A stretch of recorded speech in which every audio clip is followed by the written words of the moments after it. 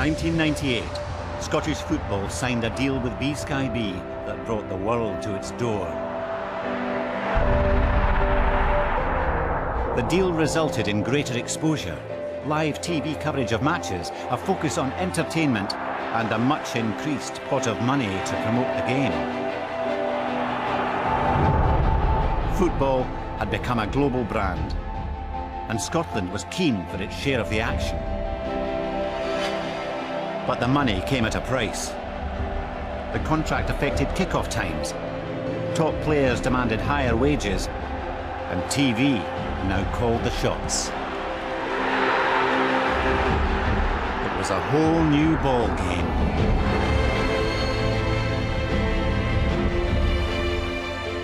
For many, Scottish football's selling point was the drama of the Old Firm games between Celtic and Rangers.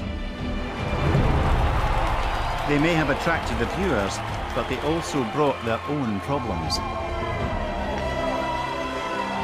Clubs, desperate to compete in this new world, were vulnerable to harebrained schemes, mavericks with money, and ego-driven illusions. Almost overnight, the dual drivers of money and media transformed the game, but left Scottish football struggling to forge an identity that would carry it into the future.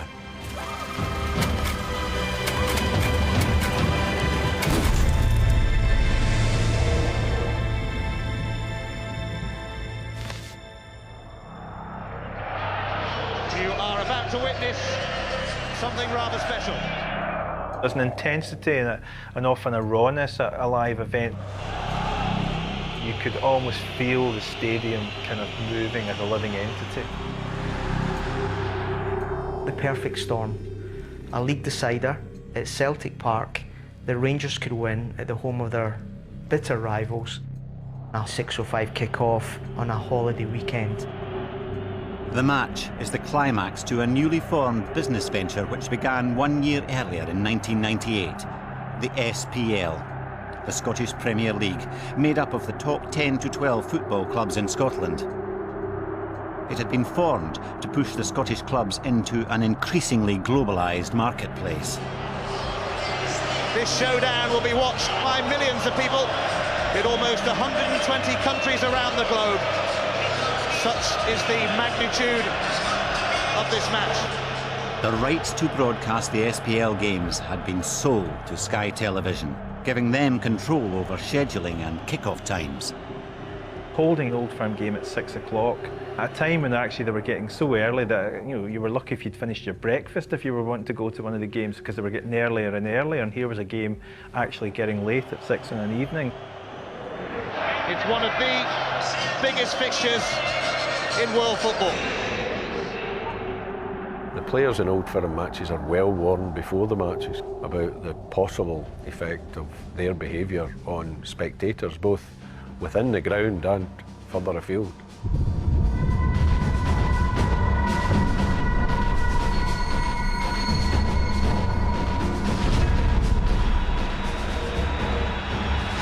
Celtic just losing their discipline here, and this will be a yellow card for dissent. And a foul by McCann. Well, Stefan Mai has to calm down here. He's off. He's gone back to have a pop at Hugh Dallas, and his teammates have got to get Stefan Mahi away because he's losing it here big time. 10 players were booked. 3 were shown red cards. It's a third red card on a controversial evening in Glasgow. There were numerous pitch invasions. Oh no, we've got a supporter on the pitch here. And 113 fans were arrested over the course of the event. Has been hit by something, and these are shocking scenes at Celtic Park. There's that intensity and that rawness, which in one sense is what television wants when it wants live sport, but it doesn't want too much of it because there's a line, and occasionally that line is crossed, and that was one of those games where the line was crossed. Well, they put us all to shame, these scenes. The atmosphere of this fixture is nothing short of poisonous. I had as my guest the head of sport at Sky, and Vic and I looked at each other and we both realised that we had a problem. And somebody else came over to us both and was gleeful because it was great television. But I realised that the morning after was not going to be a lot of laughs.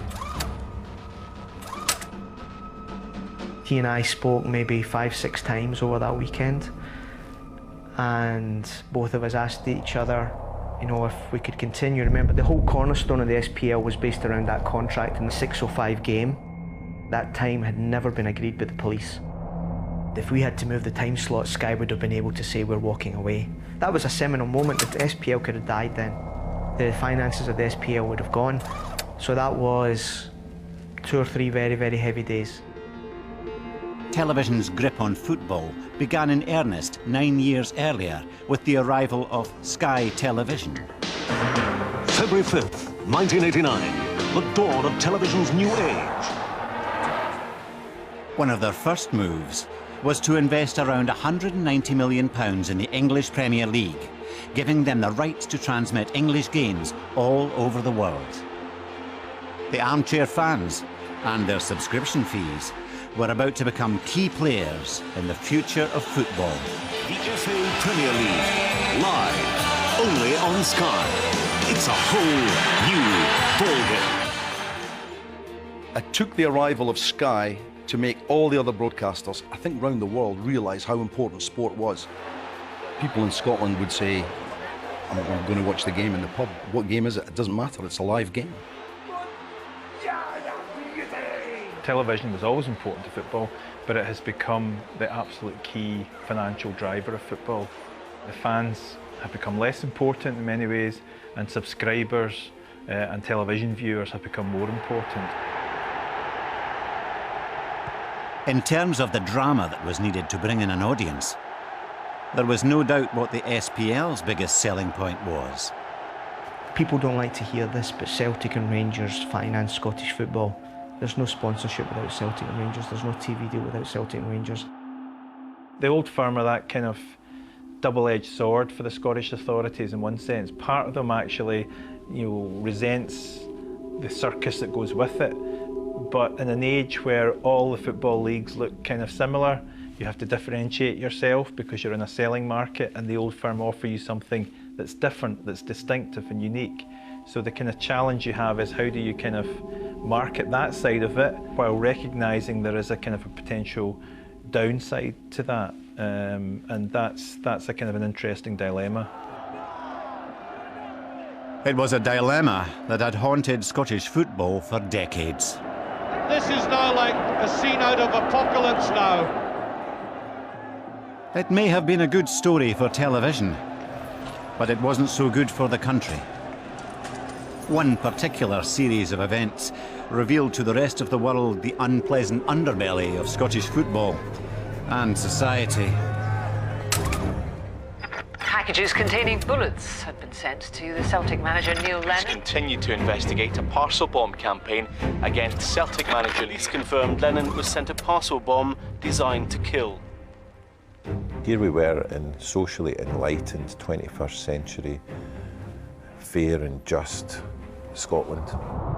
But amidst us was this high-profile captain, then manager of Celtic, who was being subjected to there's no other way to put it, a campaign of terror. 2 Glasgow University students who attacked Celtic star Neil Lennon admitted drunkenly chasing the footballer in his car before spitting and abusing him. Neil Lennon arrived and Martin O'Neill arrived, 2 high-profile Catholic figures in football. They came to Scotland from Northern Ireland, and it all kicked off. Issues that Scotland thought had been consigned to the past were suddenly reignited. He expected a certain amount of abuse.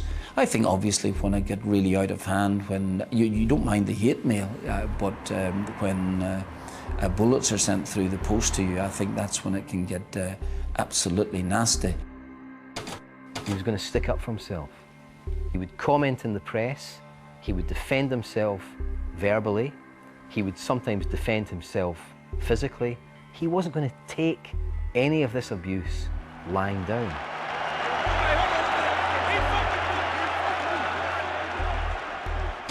Skirmishes, arrests, inquiries and summits, recorded, photographed and broadcast to every corner of the world. The story ran and ran, even as the aggression towards Lenin heightened.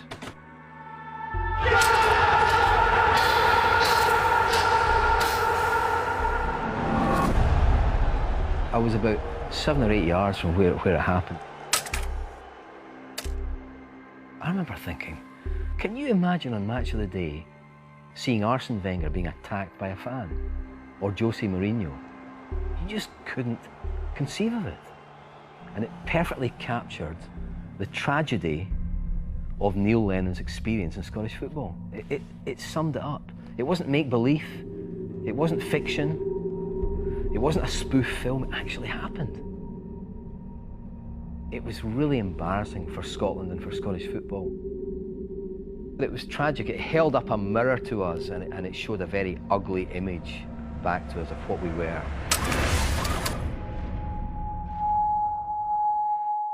The Scottish game was paying the money men in blood. Television audiences first, social consequences later. But it still wasn't enough to save them.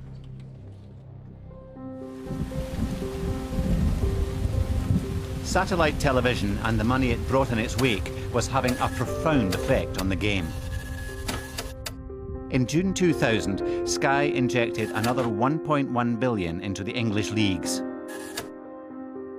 Scottish clubs, desperate for the same level of funding, attempted a renegotiation of their terms. The SPL, they seemed to feel that English football was being paid X, so they should be paid X. But it's not like for like, you know? It's two totally different things. You know, people in Scotland love to watch English football. I'm not sure people in England love to watch Scottish football.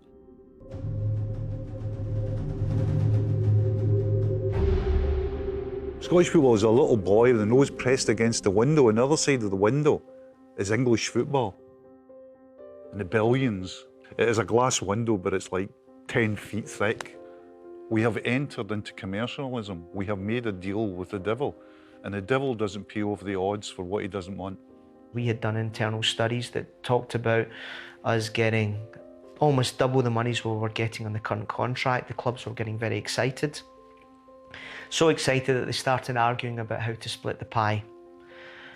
That argument took 6 months. Close the market like that.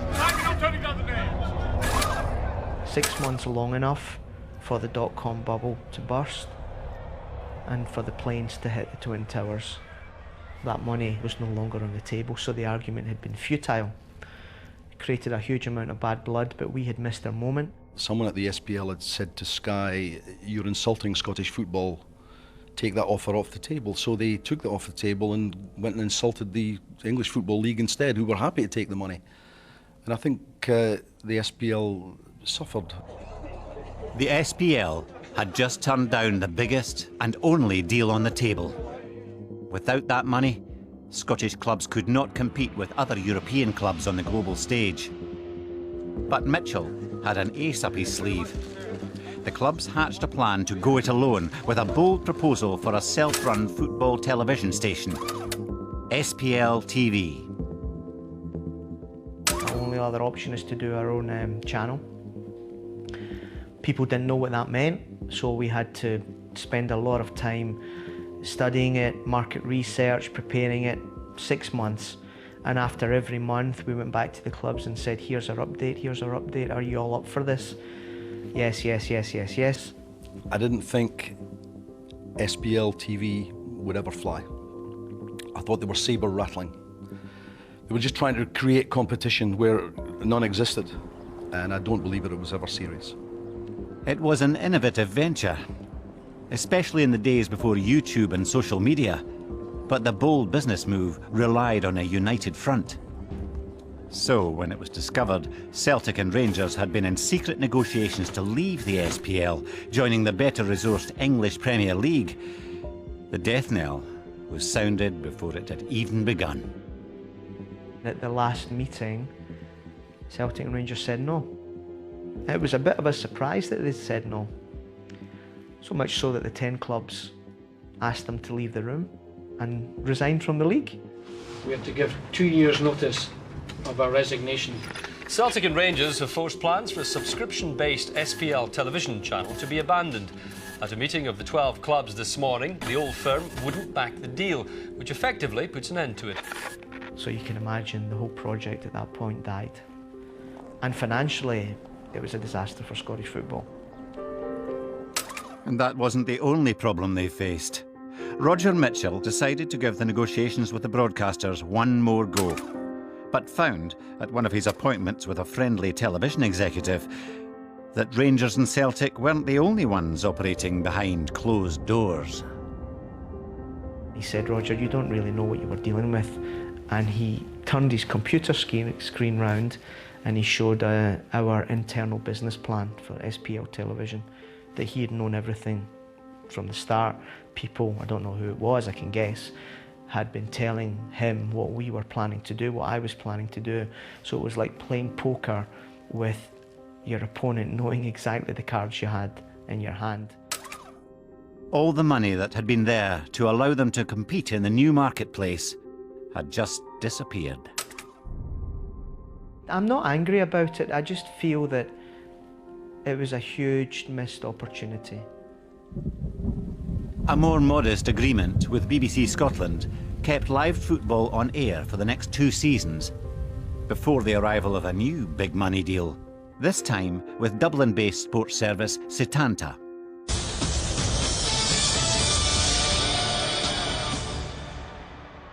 Five years of stability followed, and then rumours of the broadcasters' financial problems began to emerge. I remember the very first time I appeared on radio in Scotland, going into the studio with a cutting from the Sunday Business Post, Ireland's Financial Times, right, from the previous week. And it was a brilliant news story, collapse of Setanta imminent. Hadn't been reported in Scotland. So I read it out on the radio, and it triggered this questioning of Setanta, and eventually Setanta came out and said, yeah, actually, we're in trouble here. It was just another kicking for Scottish football. The clubs were going around with their hair on fire. You know, we're not going to survive. Armageddon, before the other Armageddon. That was the first Armageddon.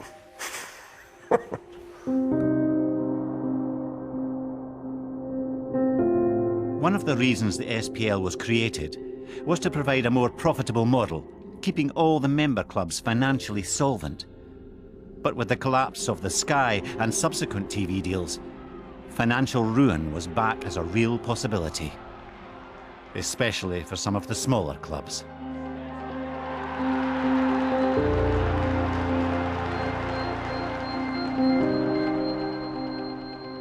Motherwell thought that spending money would be the best way of improving their fortunes.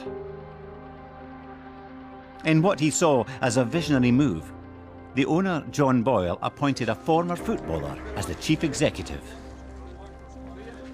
He's got considerable skill as a business person, as a person who knows the business of football, and his appointment as chief executive will be one further step along the road of building Motherwell up into one of the challenging clubs in Scotland.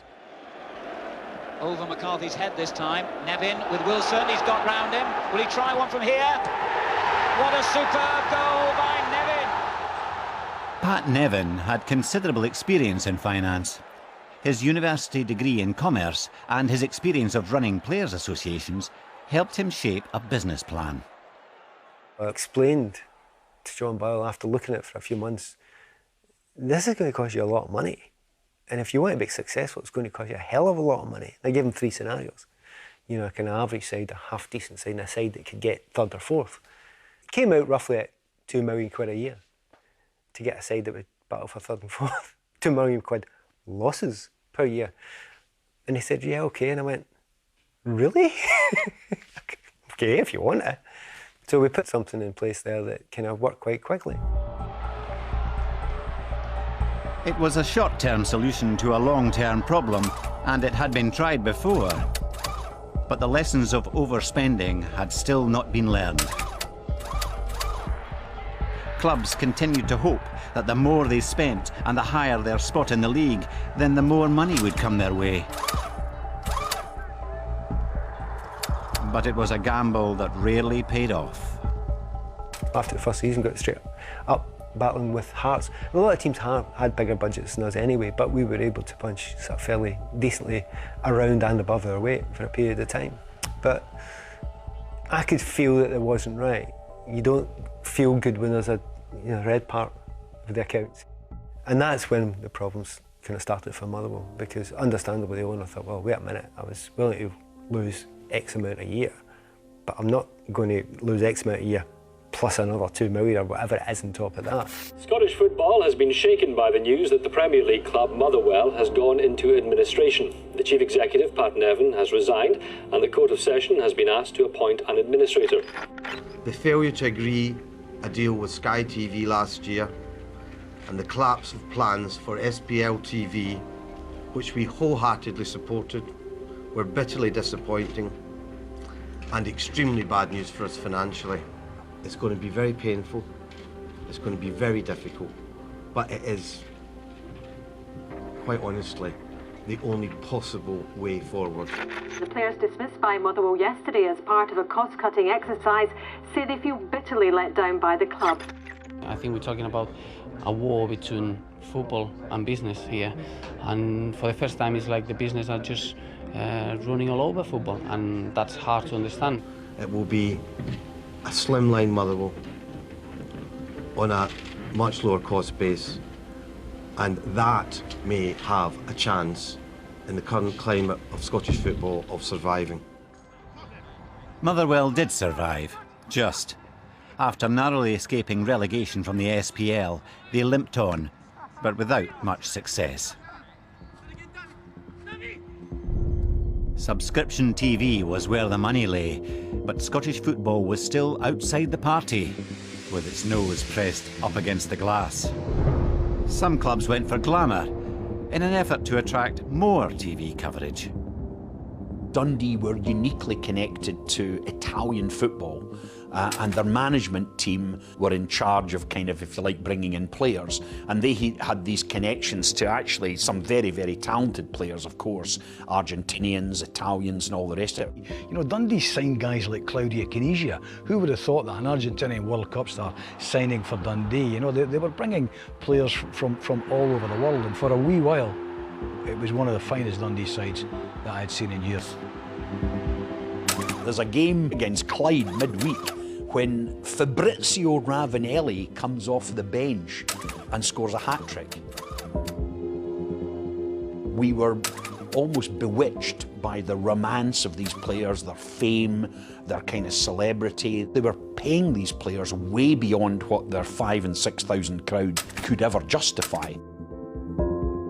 The intention was to sell them on, and the experiment ended in failure. And whilst it might have been a great roller coaster for Dundee fans at the time, it tipped them into administration for the first and then subsequently a second time. With no lucrative sponsorship or broadcast deals in place, the clubs fell prey to individual deals from anyone with money to spend. Ventnor's 5-year plan involves a new 6,000-seat stadium and entry to the SPL. OK, it sounds ridiculous for a town of less than 3,500 people, but with Mileson's millions, it might just be possible. Brooks Mileson was a self-made multimillionaire who had taken advantage of the expanding financial services market and had an interest in sport. I will put in the investment that's required here to meet the requirements and our ambition. I get sent down to Raydale to meet Brooks, so I'd never seen him, didn't know who he was, and I go into the wee kind of boardroom and I'm looking about for this guy and there's a guy hoovering. This guy's hoovering, I'm like, he turns around and says, I'm looking for Brooks Melson. Oh, come here, you silly fool, big cuddle. Hi, I'm Brooks, and that was it. I was like, what are you doing the hoovering? He says, everybody does anything here. I wouldn't ask you to do anything I wouldn't do myself. And right away, you laugh. You're in love with a guy. It was like a carnival. My first game, There was guys in stilts, there was fire eating, there was candy floss everywhere. It was just a family-orientated club.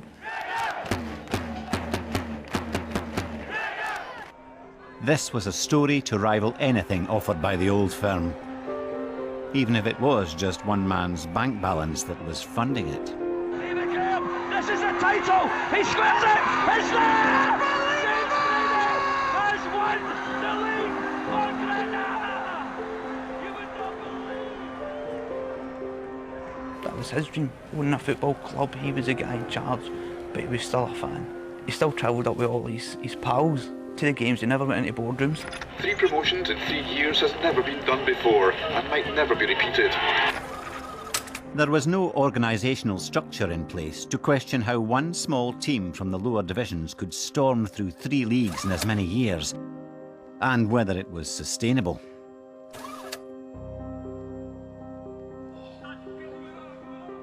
Brooks, smelling success, continued bankrolling the club with even more lavish weekly gifts. Bonuses included borrowing his luxury sports car as he doled out wage cheques personally. Milson did finally acknowledge the club's precarious situation. It can't be run viably. If you try to run this viably, we'd have a part-time team, as it was in the past, which is why we were in lower leagues. Despite the problems, he pressed on. The tiny club rose up through the ranks and reached the showpiece event of the season, the Scottish Cup Final. If you want a morality tale about Scottish football, go to the cup final in which Gretna play Hearts, which was greeted in the Scottish media as a fairy tale. And in lots of ways, the sad thing about this was here was a club predicated on an ego-driven fantasy. The affable, single-minded moneyman had bought his way to success, bringing with him on the journey to Hampden thousands of very happy customers.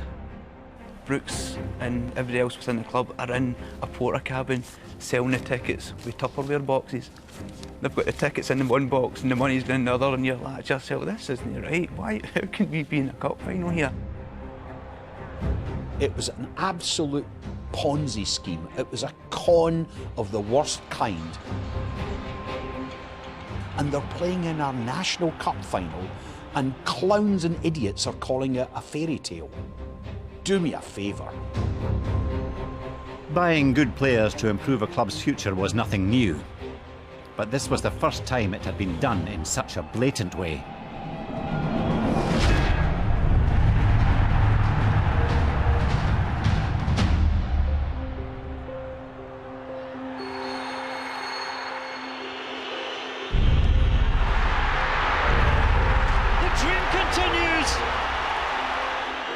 So the penalty shootout begins.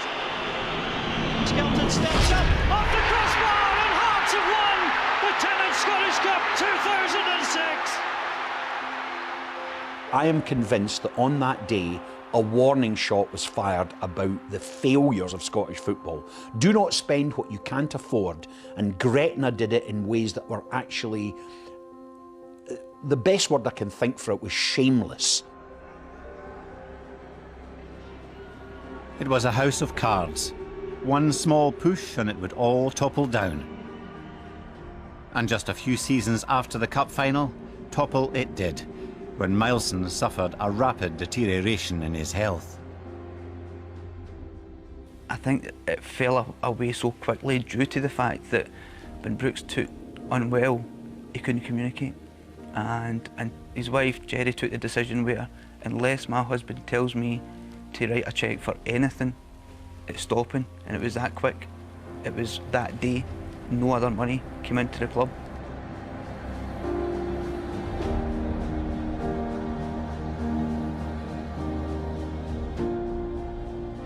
The club's income from football is insufficient to sustain it. It cannot pay its wages, it cannot pay its commitments without the support of Mr. Milson. Following a board meeting on Friday the 7th, the directors passed a resolution to place the club into administration. Brooks Milson died in November 2008. He left financial chaos in his wake and a club and fans in mourning.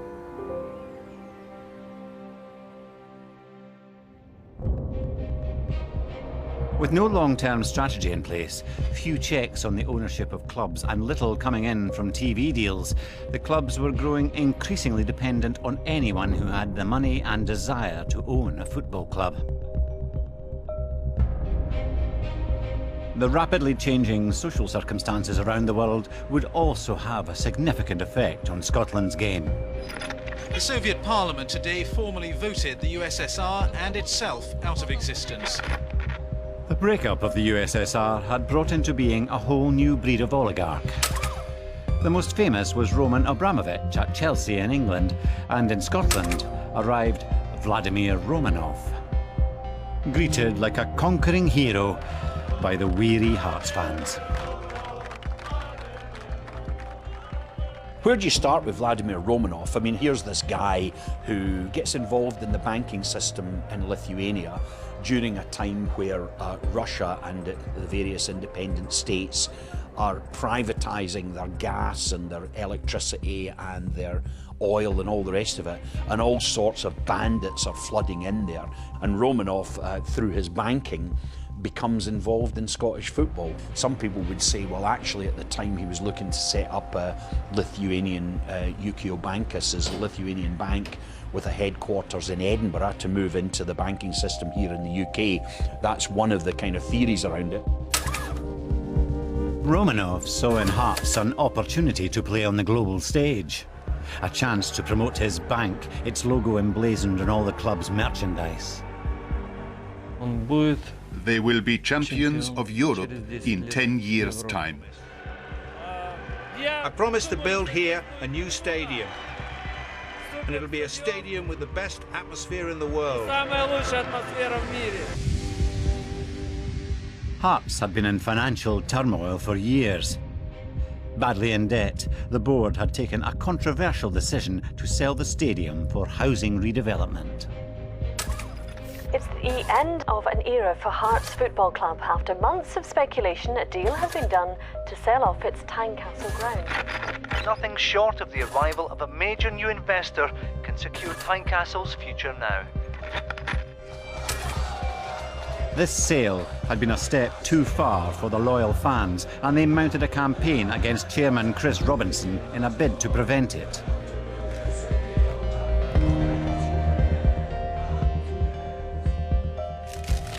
Ashamed of yourself, you fat bastard! Keep it out here! Keep on violate shite, you fucking parasite! Parasite! After several failed attempts to buy into Dunfermline, Dundee and Dundee United, this gave Romanov the chance he'd been waiting for.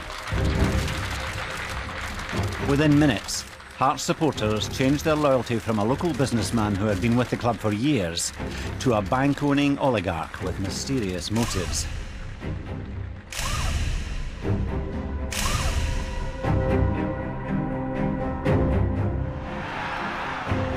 The financial injection had immediate results. The team headed the league, generating huge media interest. Television channels flocked to Tynecastle for live coverage, documentaries and rolling news reports. We can win the league, but I buy the players. That's the message from Hearts major shareholder Vladimir Romanov. There was an occasion where the boy Tal came for a trial. We didn't think he was quite, to the standard. We went home, and then within the next week, he arrived at the ground. He'd all signed a 3-year contract, and he was in my squad. So I think when that moment happened, it was never going to work out. Burley had achieved great success. His team were riding high at the top of the league, ahead of the Old Firm. But after a number of high-profile disagreements with Romanov, George Burley was sacked. Quite incredible. I think we played 12 games at the time, and I think we'd won 10 and drawn 2. Going to play it long at the moment, and here's Scatchell. Now Presley, he's equalised for Hearts. There was obviously disappointment because George had built a good rapport with the players. We had a real belief in the way that we were playing. I always remember this, that He'd been at the club for 3 months, and I think on his mantelpiece sat 3 Manager of the Month awards, and we're losing our manager. So, you know, in that respect, it was quite bizarre. Romanov had the money, and he also wanted to have his say in how the club was run. A strategy that put him at odds with almost everyone. The treatment of some individuals during that period of time was horrendous. The honesty, the transparency, just in all the things that I think are really important in the foundations of a football club, I thought were being disregarded. And it got to the point where I felt I had to speak out on behalf of all of these people. A lack of stability and a constant turnaround of managers. It was up to the man who had to deal with it on an almost daily basis to question in public what was really going on. Stephen? The club captain summoned the media. There is only so much a coaching staff, a captain and certain colleagues can do without the full backing, direction and coherence of the manager and those running the football club. The last 2 years have been very testing for the players. Together we have faced a number of challenges and worked hard at retaining some degree of unity. However, due to the circumstances, morale understandably is not good and there is significant unrest within the dressing room.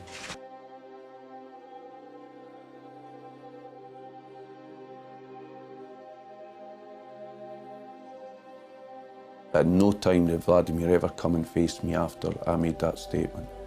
I don't think he had the courage to face me. I felt let down. You know, I'd went from being a captain there for many, many years to being exiled. But again, the amazing thing was, the day that I was told I had no longer a future at Hearts, I was also offered the assistant manager's job. Presley left in 2006. The club limped on under Romanov for another 7 seasons. Romanov brought in more and more Eastern Bloc talent, building a team in his own image, but with no clear purpose. I believe at one point we had about 80 players on the payroll. None of that made any sense. There was no stopping him. He became this reckless and kind of egocentric owner of Hearts who took them on this kind of roller coaster journey. And then, of course, sacked their manager and another manager and another manager and sacked just about anybody that ever said anything that he disagreed with. I mean, it was unbelievable. It was always like he's a Bond villain or something like that. And here he was in charge of a Scottish football team.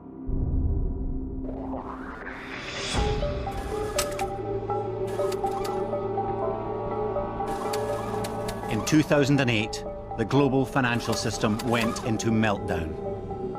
The system in which Romanov was a participant collapsed. His business rode the storm, but he was eventually cornered in 2011. Sought by the authorities for suspected embezzlement and fraud, hounded into hiding in his homeland, Romanov left his staff, players and fans back in Edinburgh sifting through the rubble. Looking for money that wasn't there. No idea yet. No idea. Hearts Football Club will go into administration within the next 24 hours. The Edinburgh club has been in financial meltdown for some time with debts of £25 million. We have inherited a fairly bleak situation in terms of there is no cash in the club at the moment. That particular day when they had that press conference, I walked out of Tynecastle. I thought, oh, this could be curtains. And there is also no income due to the club. I mean, the messages they were sending out were so grim. So that's put us in the situation where it's been very regrettable, but as of today, we've had to make 14 administrative staff, 9 full-time and 5 part-time redundant. The vibe was so negative. Well, we've got to be honest, it's as desperate as anything I've seen.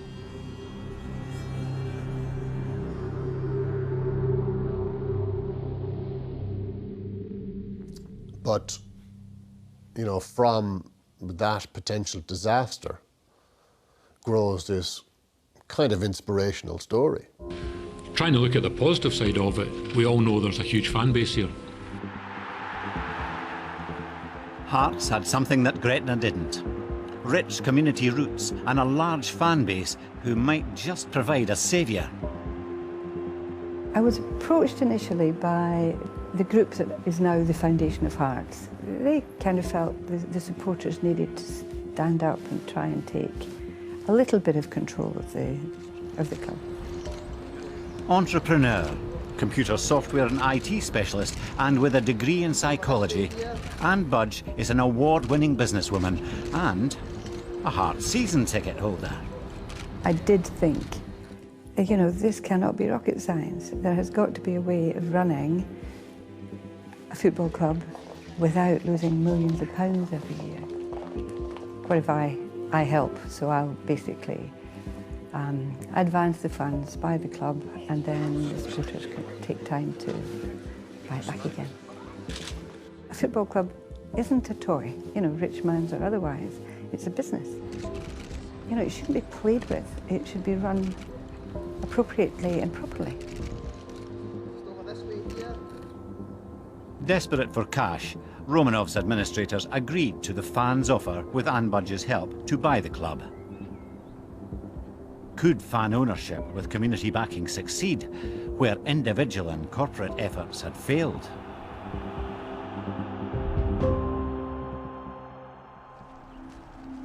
Romanov was only one of many bank owners devastated by the global financial crisis. Even businesses deemed too big to fail, such as the Royal Bank of Scotland, collapsed, but were rescued by the taxpayers. Then it was the turn of one of the biggest institutions in Scotland's game to come under scrutiny. If somebody wants to come in and do a better job than me and wants to take a serious interest, I'm happy to talk to them. I don't think it's about money. I would be reasonable to deal with if I thought it was in the best interest of the club. But all the people who said they're going to do this, they're going to do that, and they're going to raise money, and there's share schemes from the trust and that, none of that comes to fruition. Nobody's delivered an offer that is serious, in my opinion, in the best interest of the club. Rangers had once been valued at £110 million, but over the years, that value became a fantasy. Just like the signs of the global financial crash, the warning signs at Rangers had been ignored, even denied.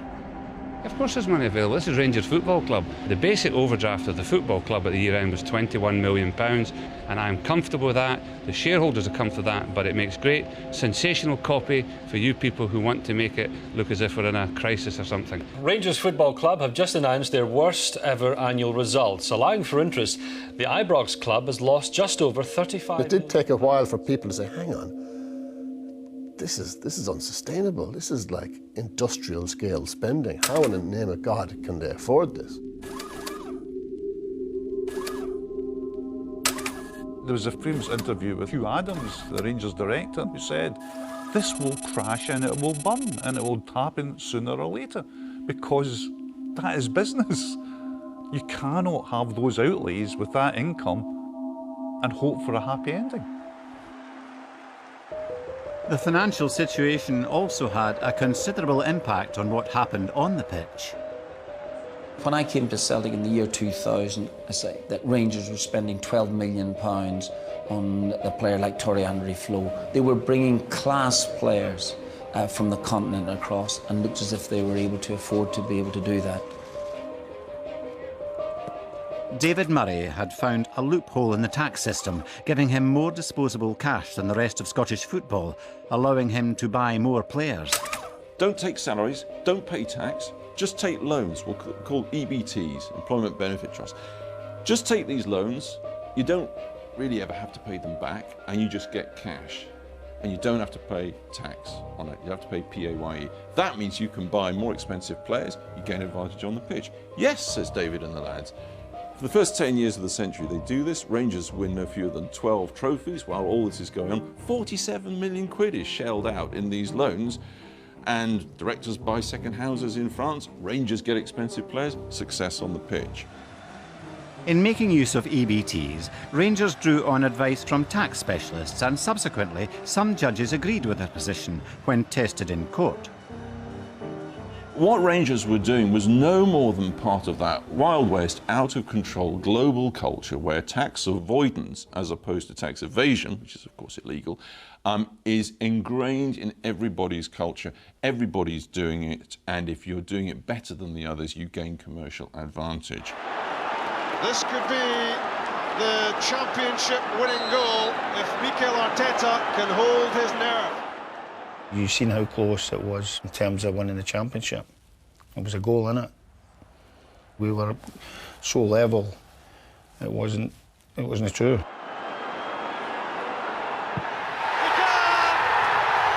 Rangers have won their 50th title. So if we didn't pay the same kind of money that Celtic paid the players, we'd have been behind them. You wind up being a football club which is buying players, in its own words, that it couldn't otherwise afford to gain, presumably and seemingly, sporting advantage. Otherwise, else would you do it? It gains sporting advantage. They win 12 trophies in the first decade of this century, and lo and behold, no one's paying tax. The spending at Ibrox was based on loans and debts, and the banks demanded a closer look at their accounts. At the point when the banking crisis happened, the cosier relationship that David Murray had with the bank began to change.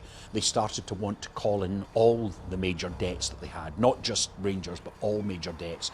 And a condition of the debt was that they put a banker on the board of Rangers who was seen, you read about it in the press all the time, where they were turning around and saying, this guy's stopping them buying big players and all the rest of it. And you're thinking, are you really getting what's going on here? HMRC issued the club with a multi-million-pound tax bill. David Murray was forced to act. David Murray had got to a stage where when he sold Rangers, a global brand name, with some of the largest, most devoted, most passionate, most loyal fans in the world, he'd reduced that to an edifice which was worth £1. And the only reason it was sold for £1 was because he was desperate to get rid of it. He had to. He was under pressure from his own bank, from Murray Group. Murray Group were in trouble. And he had to offload it. That is a catastrophe, and that is a financial mismanagement of big business, big culture, big football, the like of which I don't think we've seen anywhere else, certainly in these islands. If I move on from Rangers, I will leave it in the hands of people that I think have got the best into the club. Only guy that will buy it is a bizarre, slightly Walter Mitty character called Craig White. It's very exciting. The supposed billionaire, who didn't turn out to be a billionaire at all. And I remember talking to David Murray actually in the preambles to the final deal being done, because I'd never spoken to Craig White up to that point. And I said, what's he like? And Murray said, he reminds me of a young me. I said, well, is that a good thing or a bad thing? And he told me he was convinced that Craig White was the answer. If Craig White was the answer, I didn't know what the question was. Craig White only arrived because there was an opportunity, an organisation was being sold by someone that knew that the debt it was carrying was unsustainable. The first interview I did with Craig White, he had said, other than being a slightly regrettable event, I don't see what the big deal about Rangers going into administration would be. And in hindsight, you can see that was the plan.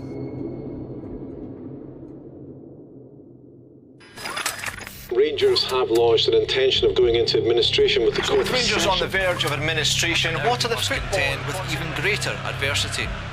What we've done today was the most practical way forward to safeguard the long-term survival of Rangers, which is what we're all about, and prevent the possible closure of the club. We hope to continue discussions with HMRC and have practical proposals in place. I've spoken to the manager, the staff and sporting representatives this afternoon, and I've outlined the position. This is a difficult day for Rangers, but we'll emerge with a fitter and stronger club from this. Thank you very much. He's a must go. He shouldn't be allowed to rule. We need to know what's happening at this club. That is the problem. Nobody seems to want to talk to the fans. The fans are the people who bring the cash into this club to make it run, and that's what needs to happen. That house will stay open, and the fans will make sure it stays open.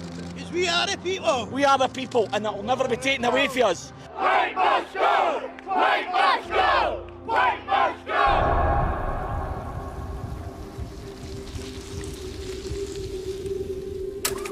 Since the inception of the SPL, 5 of its members had entered administration. But now Rangers were heading for an even greater demise: liquidation, which would mean exclusion from the professional football leagues.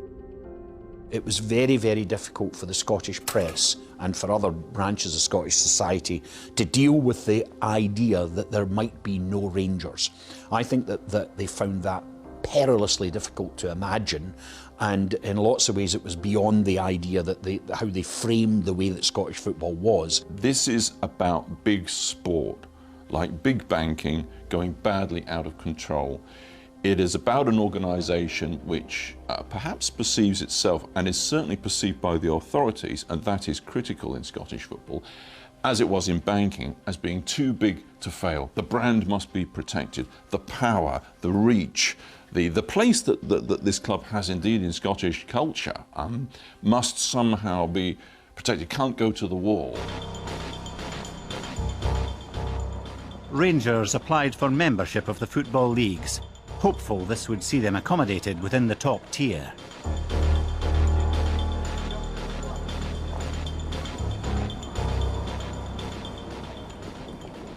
When it came to deals with the media, the SPL had backed the Old Firm brand with an all-in bet.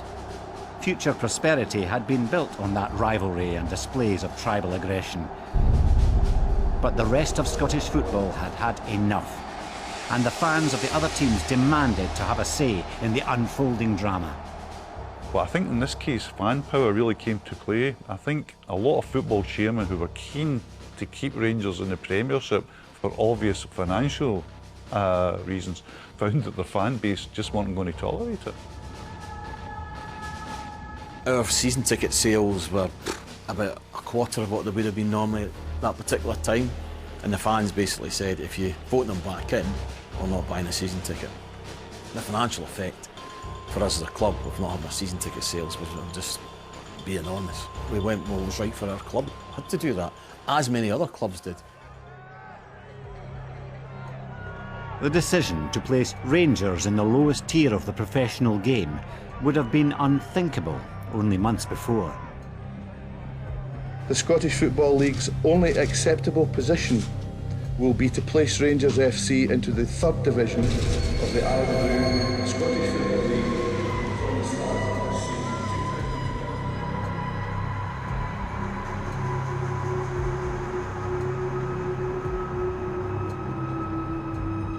It's an extraordinary story of how a club can be brought from the very zenith of Scottish football pretty much to start again.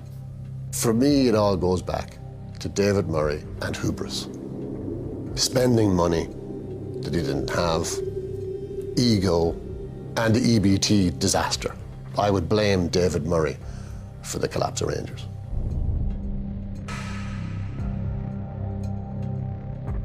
Sir David Murray denies any financial mismanagement during his time in charge of the club. This period also saw major restructuring of the Football League system in Scotland. And, despite the crisis at Rangers, the predicted downfall of Scottish football failed to materialise. From the perspective of some football fans, it's been a great period. We've seen lots of competitive football. There is no question that from the vantage point of St Johnstone fans, we've qualified for Europe 3 times in the trot. We've had some great wins, particularly away in Europe as well. Meanwhile, the Highland teams are going on, getting to cup finals. Inverness are winning cups and all the rest of it. From the point of view of many other clubs in Scotland, this has been a great era for the game. After 4 years and several changes in boardroom and club management, Rangers Football Club is now back in the top flight.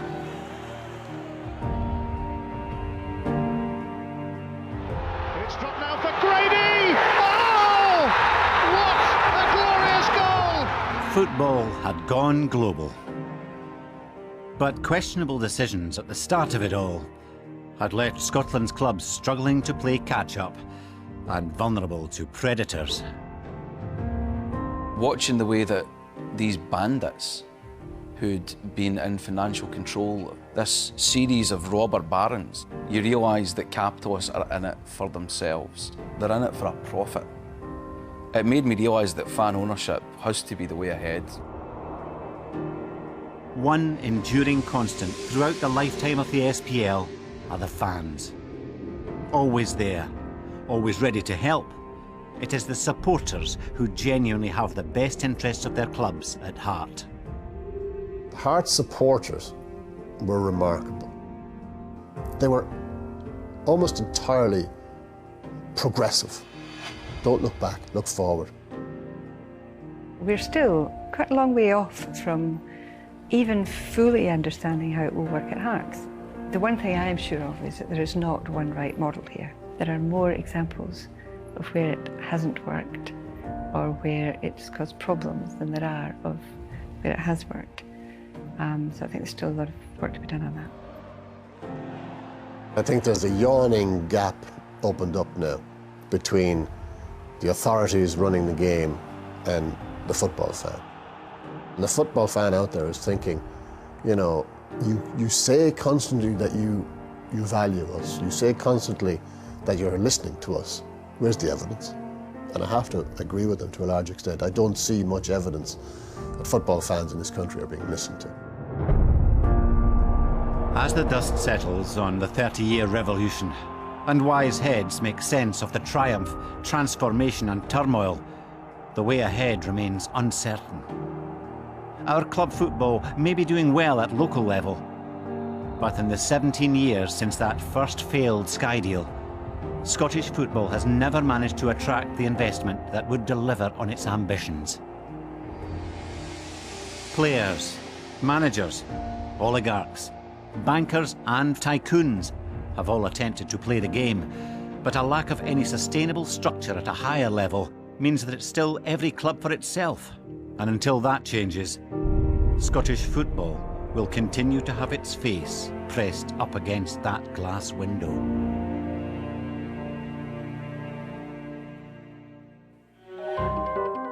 If you're living in bed with an elephant, as the Scots were, there was a tremendous incentive for David to beat Goliath. There's something special, an elixir about football that is almost kind of alcoholic. If you don't want to play for your country, then there's something wrong with you.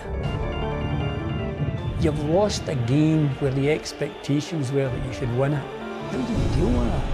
And the newspaper front page has got, I should get this hack. Alec Ferguson walked in the room, said a couple of words, Jock's dead. And you can see that next episode of Scotland's Game next Thursday at 9 here on BBC One Scotland, and there are more details coming up in just a moment.